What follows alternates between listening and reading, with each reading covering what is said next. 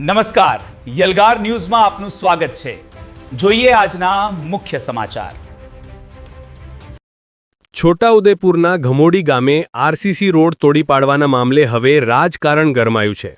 ભાજપના પૂર્વ ઉમેદવાર અશોક રાઠવા પર લાગેલા આક્ષેપો બાદ આજે તેઓએ મોટી સંખ્યામાં સમર્થકો સાથે અધિક કલેક્ટરને આવેદનપત્ર પાઠવી ન્યાયની માંગ કરી છે।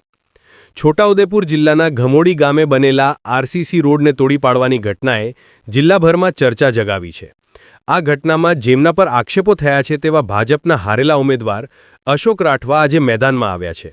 અશોક રાઠવાએ પોતાના વિશાળ સમર્થકોના ટોળા સાથે કલેક્ટર કચેરી ખાતે પહોંચી અધિક કલેક્ટરને આવેદનપત્ર આપ્યું હતું। તેઓએ આ મામલે તટસ્થ તપાસ કરી કાયદેસરની કાર્યવાહીની માંગ કરી છે। આ મામલે અશોક રાઠવાએ વિરોધ પક્ષ પર પ્રહાર કરતા જણાવ્યું હતું કે આમ આદમી પાર્ટીના નેતાઓ મને ખોટી રીતે બદનામ કરી રહ્યા છે। હકીકતમાં આ વિવાદ સ્થાનિક બે ફળિયાના લોકો વચ્ચેની બોલાચાલીનો હતો। રસ્તો ખોદવાના કામમાં અમારું નામ ખોટી રીતે સંડોવવામાં આવ્યું છે। અમે ચૂંટણીમાં હાર સ્વીકારી લીધી છે, પરંતુ પાયાવિહોણા આક્ષેપો ચલાવી લેવામાં નહીં આવે। હાલમાં તો આક્ષેપ પ્રત્યાક્ષેપ વચ્ચે મામલો ગરમાયો છે, ત્યારે જોવાનું એ રહે છે કે વહીવટી તંત્ર આ તપાસમાં શું સત્ય બહાર લાવે છે।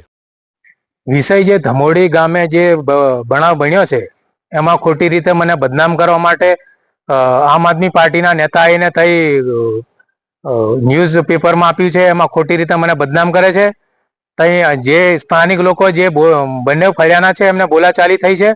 એમાં આરસીસી જે ખોદ્યું એ કહેવા માંગે છે કે બાજુની માટી ખોદીને જે રસ્તા પર બંધ કર્યો છે ને એમાં ખોટી રીતે અમારું નામ આપ્યું છે ઉમેદવાર તરીકે। આ ઉમેદવાર કર્યા અમે હાર પહેલા સ્વીકાર લીધી છે, અમે આ રીતનું ના કરીએ ને આ જે અમારા પર આક્ષેપ મૂક્યો છે એ અમે એકદમ એમનો વિરોધ કર્યો છે ને જે આ કરાયું છે એનો એકદમ તદ્દન એનો તપાસ થવી જોઈએ।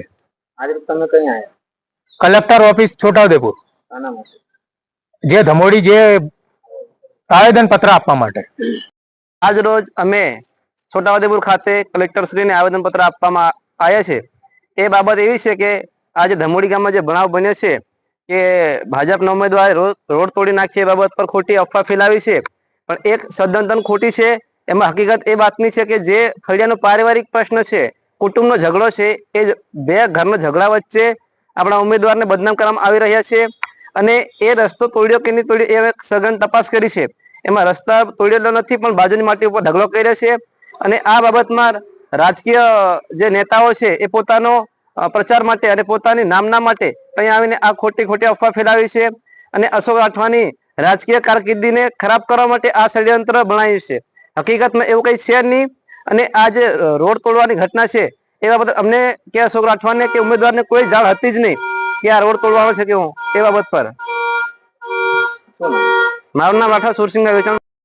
અમે કલેક્ટર કચેરી ખાતે સેવા સદન ખાતે આવેલા છે। જે ધમોડી ગામે જે ખાડો ખોદવામાં આવ્યો હતો એના અનુસંધાનમાં જે ઉમેદવાર છે અમારા એ બિલકુલ નિર્દોષ છે। એમને ખરેખર ફસાવવામાં આવ્યા છે। જે આમ આદમી પાર્ટી દ્વારા બે લોકો આવ્યા છે, લોકોને ચડાયા છે। અમે ત્યાં બી મળ્યા અને સારું કીધું છે એ લોકોએ, એટલે એક્શન લેવી જ જોઈએ, એમને ખરેખર એક્શન લેવી જ જોઈએ। બસ।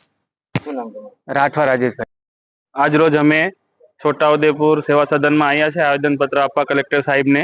જે ધમોડીનું બનાવ હતું એ બનાવમાં અમને ખોટા રીતે બદનામ કર્યા છે, બરોબર, એટલા માટે અમે અહીંયા આવ્યા છે।